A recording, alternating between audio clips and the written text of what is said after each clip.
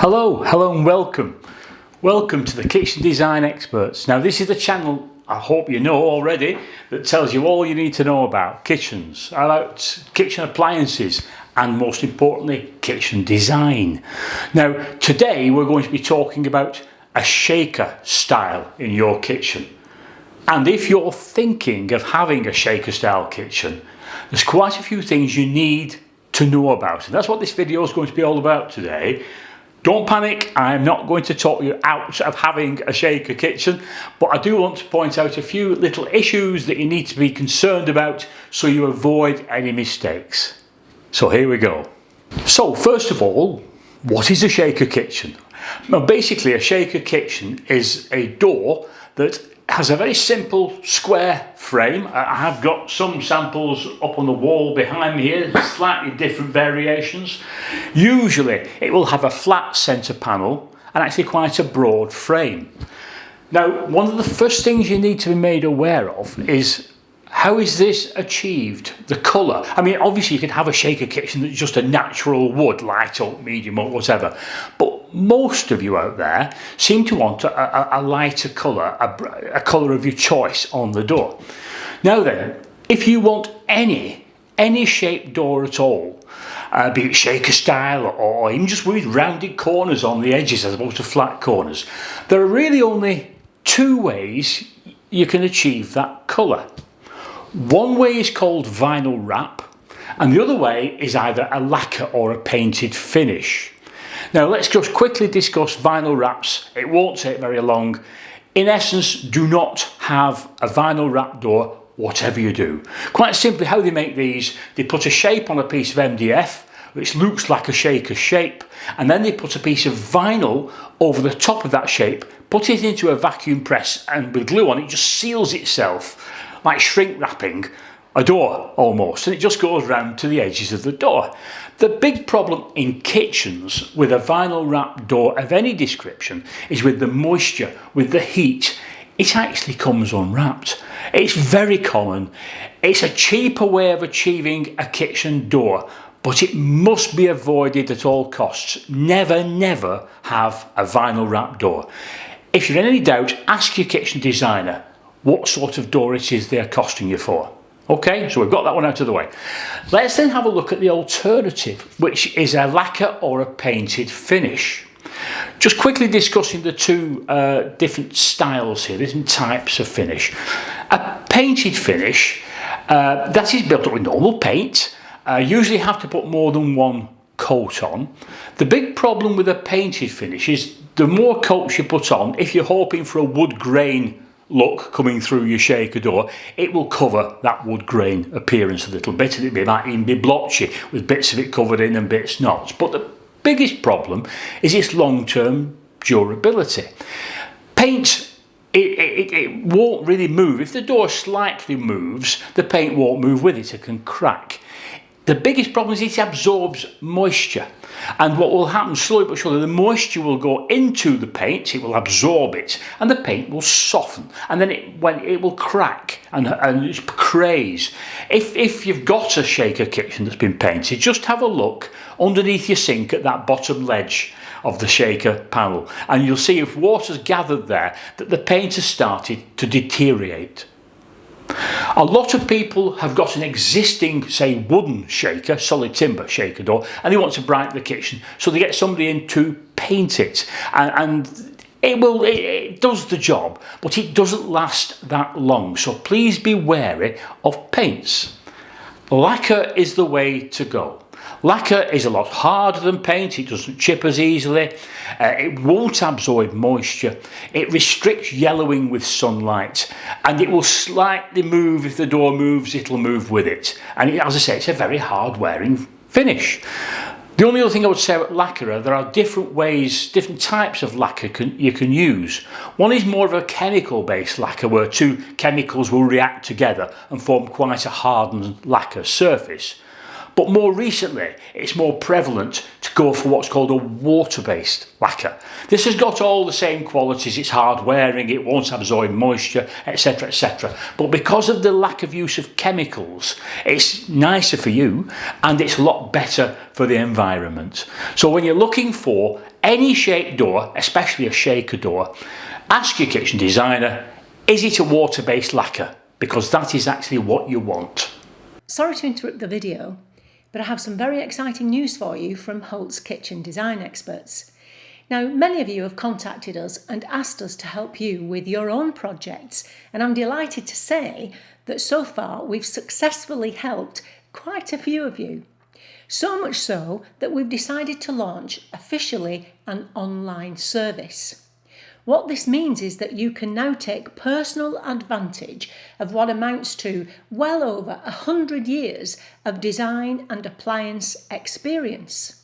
You can access that now because what we've done, we've created 3 different packages, if you like, to consider different budgets, different requirements, and also considering whereabouts you are in the world. So you have access to that right now. All you need to do to learn more completely without obligation is email us at hello@holtskde.uk. I'll leave that link down below. You know, there really never has been a better time for you to finally create your dream kitchen. And we would dearly love to help you to do that. I hope to speak to you soon. Okay, back to the video. Moving on, there are quite a few different takes on a shaker kitchen. I'm going to show you a screen here with some doors. I'm going to move through different types of doors. They're all shaker style with slight little quirks to them. Let's begin with this door, which is your absolute typical shaker door. What you have here is a wood grained finish. You'll see it's what we call a 5-piece door. There's a top, a bottom, 2 sides, and a flat centre panel. Now this centre panel, it's a very simple door. Everything is square.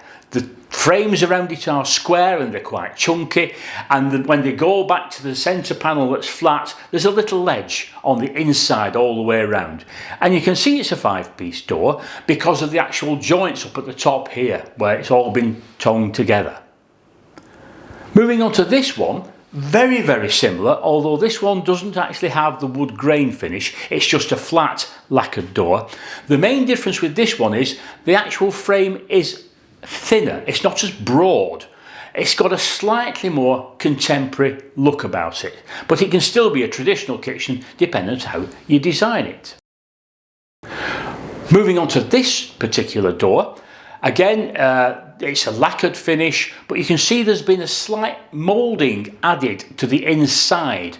So this is a radiused moulding, which means it's a little bit easier to clean maybe than the typical shaker, which is just a square inset. And it will resist moisture collecting at the bottom edge of the door, which can be a problem with all shaker kitchens. This one is a very similar one to the last one, except we've now introduced tongue and groove centre panels, which gives it a much more traditional look. Obviously be a little bit wary about this one because in a big kitchen there's going to be quite a, especially with wider doors, there's going to be quite a lot of the tongue and groove effect. This particular one here is possibly the most contemporary style of shaker.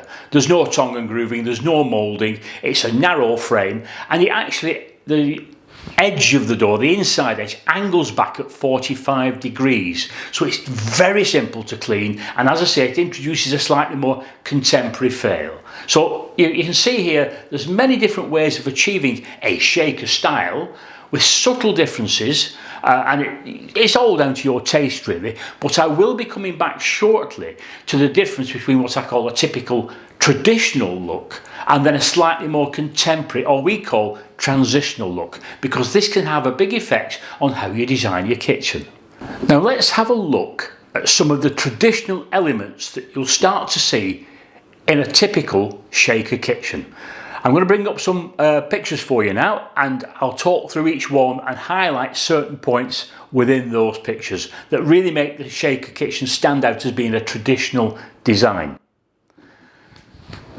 So what we have in this one here, we've got, as you can see now, a freestanding American fridge freezer housed around with a range freestanding cooker. You can see we've got some radiused ends on this particular kitchen, which is very traditional. Each side of the cooker hood are some glazed wall cupboards with what we call Georgian bars.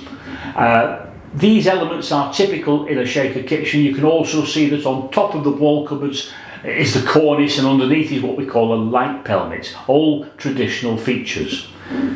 With this one here, again, it's a freestanding range, it's an Aga in actual fact, not sure about the colour.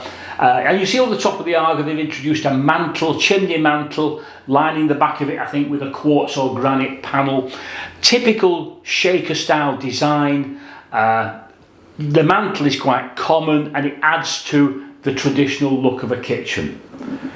Again, moving on here, you'll see with this particular Shaker kitchen, they've introduced some open elements at the end of the island. You'll also see facing you there a Belfast sink. Now a Belfast sink again is a typical design feature that you'd use in a traditional Shaker kitchen. And finally here you can see again a Shaker kitchen. Again, it's a freestanding range. You can also see that each side of the cooker hood, the wall cupboards, which have still got cornice and pelmet, they don't go across and meet the cooker hood. It's more of a freestanding look. And with the unit on the left with the open shelves, again, it's much more of a freestanding look. Those are typical elements of design we put with a Shaker kitchen. And yes, it does make it look a very traditional English style kitchen. However, it's the nature of that traditional look that causes sometimes other problems. Now, as far as we are concerned when we design a kitchen, one of the big questions we ask our clients is based around the appliances. Because if they're going for built-in ovens, microwaves, etc., these appliances tend to have a very contemporary, modern style and look to them. And if you're designing a typical traditional Shaker kitchen, like the pictures that I've just shown you, I personally don't think that built-in appliances work that well. All the pictures I showed you would have had a freestanding range or an Aga or an American fridge freezer, again freestanding, and that they blend beautifully with that traditional look. However, if you're going for a more modern appliance, I'll show you some pictures now, and I think you'll see from these pictures just why I have, shall we say, reservations about putting these type of appliances into traditional designs. Here we go. Now here we have a typical Shaker kitchen again. You can see it's got the cup handle, they're like the pharmacist drawer boxes that we used to have in the old days. And you can see it's got the cornice and it's got a very traditional look to it with the quartz worktop, etc. But there, in the right hand corner, you can see an array of built-in ovens, coffee makers and microwaves. I don't know about you, but it doesn't sit well, I don't think, in a Shaker kitchen. It just seems at odds. And when we do this sort of thing, we slightly adapt our design and start to take out just some of those traditional elements, providing the customer agrees, of course, and try and do what we call this transitional Shaker, which brings the appliances more into play and they sit more comfortably. Here's another picture showing you another Shaker kitchen with all those traditional elements with an appliance. This one is built under the worktop, and frankly, again, I don't think it sits properly in the overall theme of the room. I mean, sometimes you can get away with putting two single cookers underneath the worktop next to each other and a very wide gas hob on top, so it sort of looks like a range cooker, but you've still got contemporary styling on the ovens. So just be aware that sometimes if you want built-in appliances, you may have to tone back that traditional look a little bit on your Shaker kitchen. Let's move on to showing you exactly how you can do that. Now this one might be an extreme example of what we call a transitional Shaker kitchen. It is a Shaker door. It's a 5-piece flat centre panelled, broad framed shaker door. But as you can see straight away, it's not in your typical colour. It's a dark colour. Now that doesn't add that much to the contemporary feel, but it does give you an idea how the appliances will sit in there. Now you can see on this design also that it's not got a Belfast sink. It hasn't got tongue and grooved ends.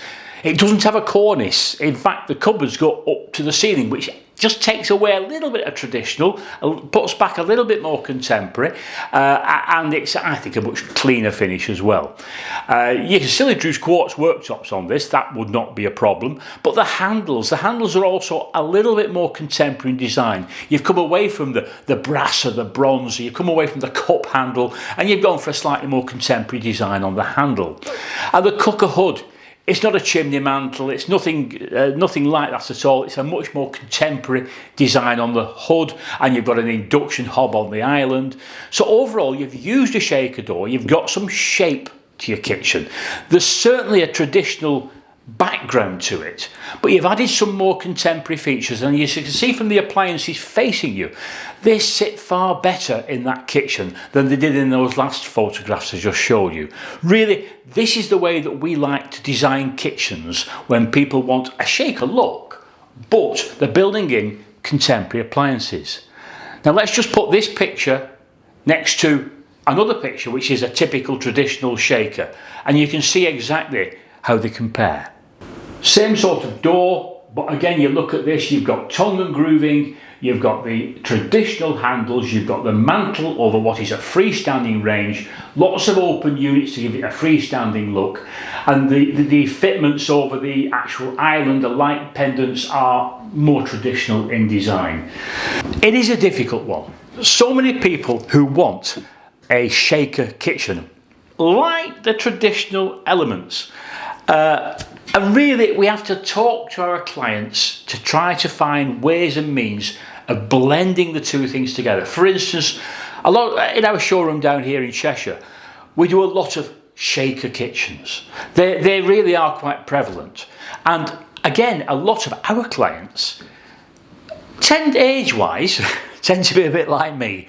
They're a little bit older. And you have to future-proof these kitchens. And frankly, you don't want to design a kitchen where constantly you're bending down to get into your ovens.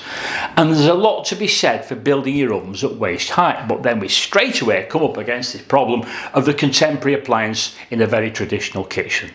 So my advice would be, if you are of an age and you're going for a shaker kitchen, don't build your oven underneath. That should not be the way you go. What you should be looking for is to slightly take some of those traditional elements out of your shaker kitchen. Keep the door, keep some of the traditional elements, but try and make it a little bit more transitional so that a built-in appliance, which is at the right height for you, sits comfortably in the overall design. I mean, those are the only comments I would make about shaker kitchens. I think they're great. They'll sit in lots of different situations. We even put them in quite contemporary houses, but obviously we sit them more towards the contemporary end when we come to design them. They really are very, very adaptable, and we absolutely love fitting shaker kitchens. So don't be put off, but just talk to your kitchen designer. Try and get that balance of traditional versus contemporary so that the overall effect of the room is exactly what you want. That's been great. Thank you very much for watching. If you're interested in our channel, we'd love you to subscribe because it keeps things moving nicely. And I'm looking forward to seeing you again next time. As always, if you have any questions at all, please feel free to put them in your comments box below. We will get back to you. That's all for today. Thanks for your time. Bye-bye.